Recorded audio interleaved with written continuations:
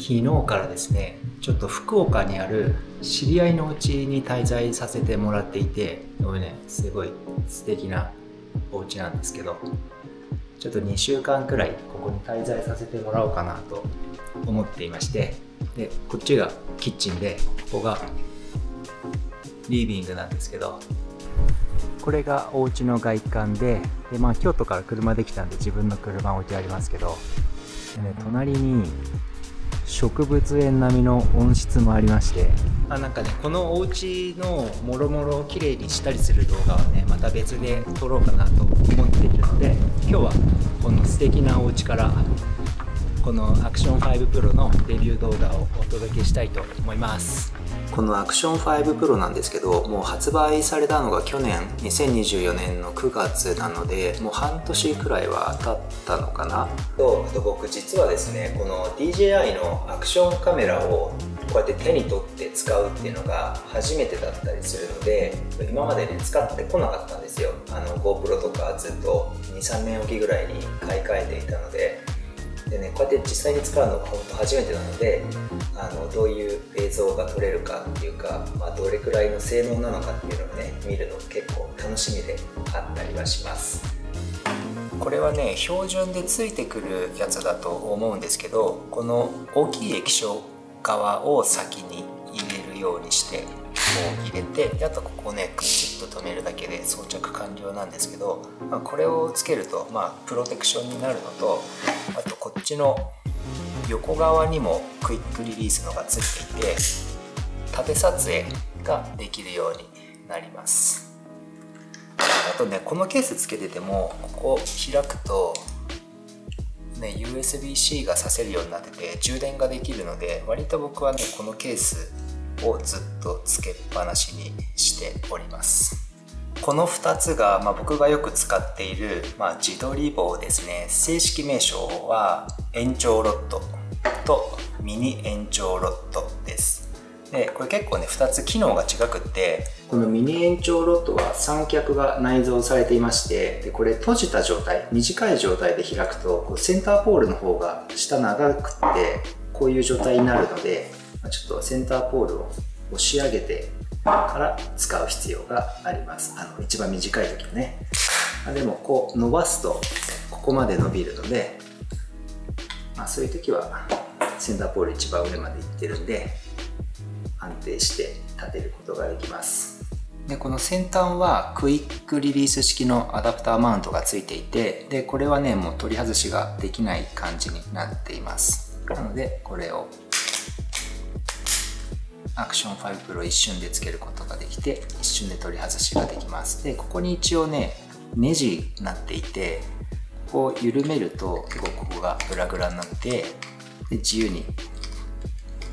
角度を変えやすくなってるんですけど、結構ね閉めた状態でもこうカメラをつけると結構ねなんかすごい程よい力で動かすことができて、でそこでもう結構固定されるので、角度の変更がこう一瞬でできるっていうのがすごいいいと思います。で今のがこのミニ延長ロッドで、こっちの延長ロッドはですね、三脚はついていないんですけど、にね4分の1インチのネジ穴がついてます。なので三脚付け足すこともできるし、アルカスイスとかのプレートを入れてどっかにマウントするとか、そういうこともできます。で先端がこれなんて言うんだろうね、よく GoPro で見るやつになってるので、僕はねそこにこのクイックリリース式のマウントアダプターをつけて、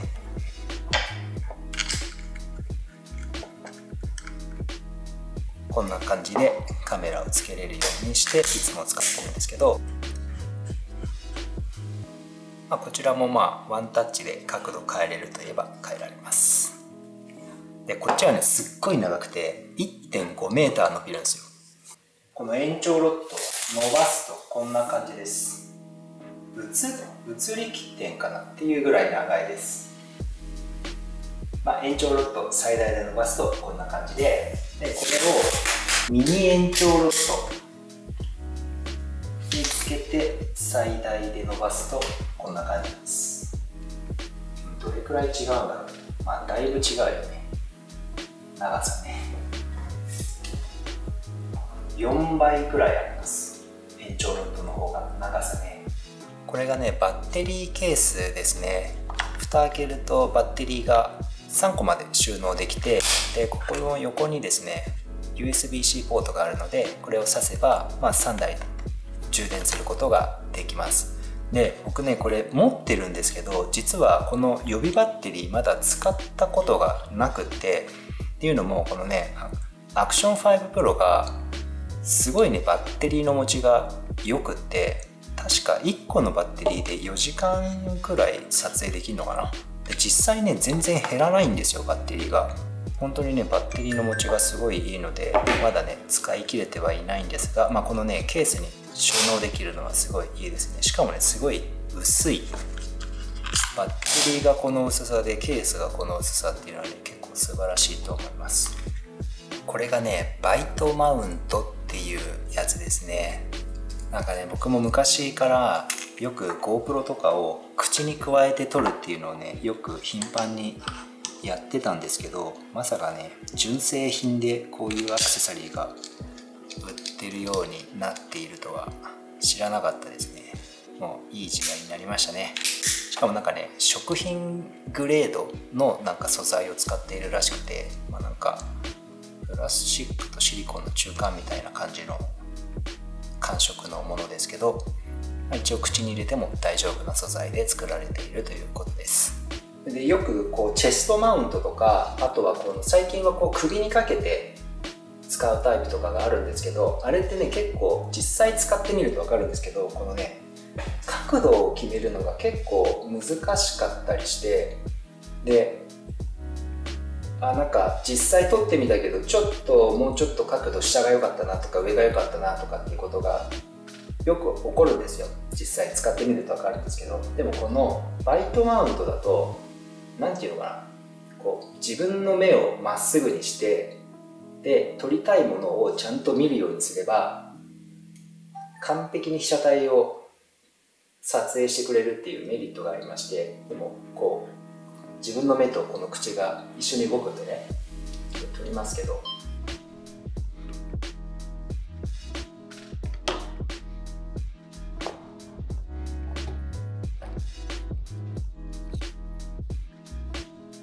こんな感じで、これはね非常に良いと思います。これが 60m 防水ケースと、こっちがフローティングハンドルですね。でこれは僕は基本的には海に行く時にこれを使うんですけど、なんでそれを使うかというと、例えば、こういうハンドルとかで海に入ったりすると、これね沈んでいくんですよね、手から離れた瞬間に。で沈む結構隙間がいっぱいあるので、海水入るとね結構劣化してしまうというか、いろんなところが錆びたりしちゃうので、それはこっちも一緒で、一応ねこれも防水は防水なんですけど、やっぱりこういう隙間に海水とかが入っちゃったりして、で海で使った後にこう真水で洗ったりするのを忘れちゃうと、もう中でミネラルがこう結晶化して、で塩ですよね、塩ができちゃって、でそこからなんかこう錆びたりいろんなところがしていくっていうことがあるので、海に入る時は僕はほぼ必ずこのケースを使いますね。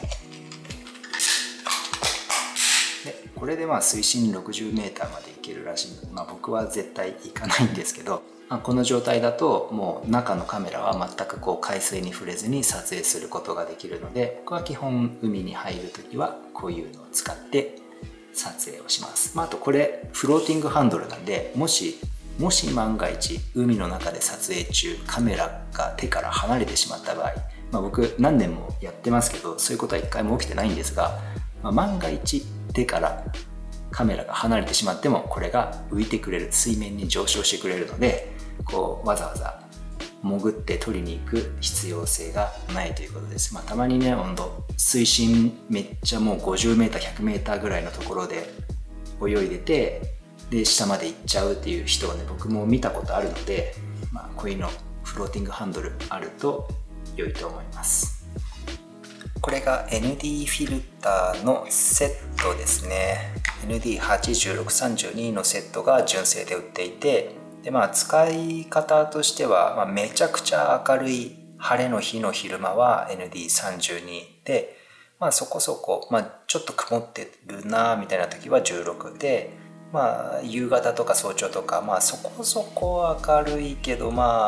暗くは全然ないよねっていう時は ND8 とかを使うといいと思います。でこれはね、そのままはめるタイプになってます。で結構ね、しっかりくっついてるんで落ちることはないと思います。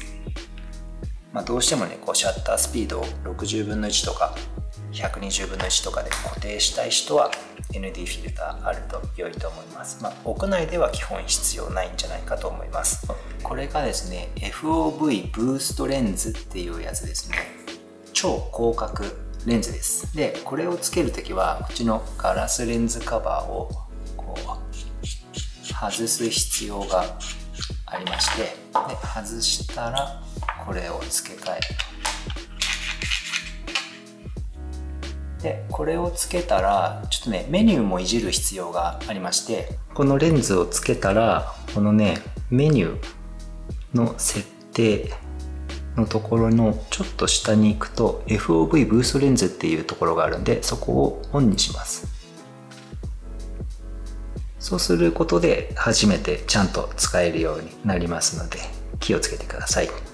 これが FOV ブーストレンズをつけた時のウルトラワイドの画角になります。めっちゃワイドですね。でこれを同じ場所でブーストレンズを外します。でこれが FOV ブーストレンズ外したノーマルの状態です。画角結構違うんじゃないね。参考にしてみてください。でこれがキャリーバッグですね。でこっち側にケースに入れた状態のアクション5 Pro と、あとはこのバッテリーケースがありまして、で延長ロッドも入ります。でちなみにここはね、このクイックリリース付きマウントアダプターを装着した状態で収納することもできます。でここを閉じて ND フィルターと、FOV ブーストレンズとか入れて、でミニ延長ロッドとかボスケースとか入れたり、あとはまだちょっと紹介してないけど、このハンドルバーマウントとかこういうのを適当に入れて、意外とねこっちの前面側がね、こういうデザインになってるので、意外とね体積そんなになくって、これでね結構ギリギリですね。でここにフローティングハンドルはちょっと入らないかもっていう感じです。フローティングハンドルだけだったら入るかな。これは外ポケットじゃなくて中にアクセスできる仕様になっております。これがハンドルバーマウントですね。自転車のハンドルとかにこう挟んで使うようなものです。でこれ結構よくできてて、こう開いていくとですね、で最後ここ止まるようになっていて、こういうのでよくある、ここどんどん緩めていくとこのつまみが取れちゃうとか、そういうことはなくてちゃんと止まるようになっています。で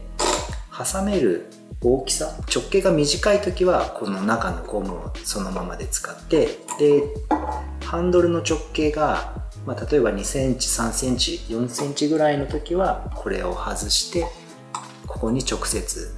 ハンドルを挟むっていう感じになります。で結構ねこれ中柔らかい素材で覆われてるので傷をつけることはないと思います。例えばですけど、こういうところに挟んで、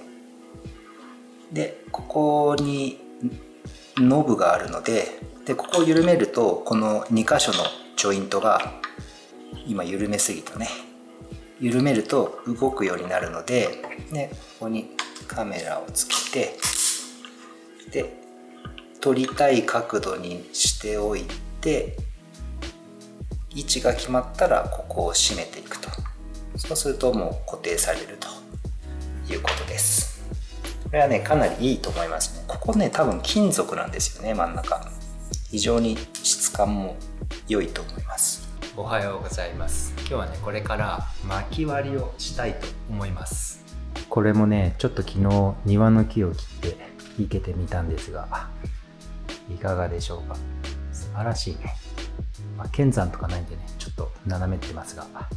で今これミニ延長ロッドにつけて撮ってるんですけど、本当あんまり手ぶれしてない感じしますよね。すごい安定してる。ちなみに今ND フィルターつけないで撮ってるんで、ちょっと映像カクカクしてると思うんですけど、それも参考にしてみてください。昨日ねちょっと薪割ったんですけど、まだね割らないといけない薪が結構大量にあるんで、バイトマウント、これを使ってカメラを口に加えながら薪割りをしていきたいと思います。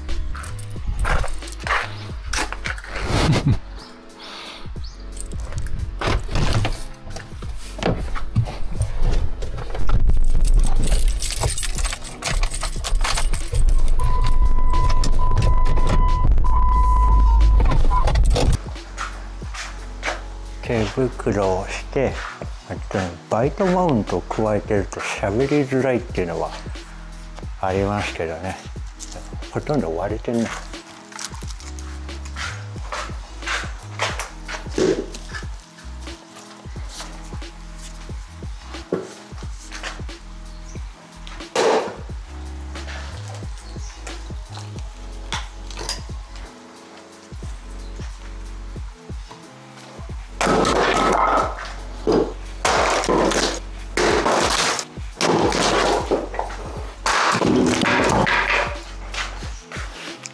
薪割り楽しいね。今これバイトマウントついてる状態で、さっきね薪割りする時はこの状態でずっと使ってたんですけど、これを使うと自分の顔とカメラがすごい近いので、自分の鼻息がねすごい入るんですよ、動画に。でそれを回避するためにさっきはこれ DJI のマイクミニなんですけど、これをリンクさせてつなげて、一瞬でねつなげられるので、ここのリンクボタンを押して、ここ設定のところにワイヤレスっていうのがあるんで、これで長押しと。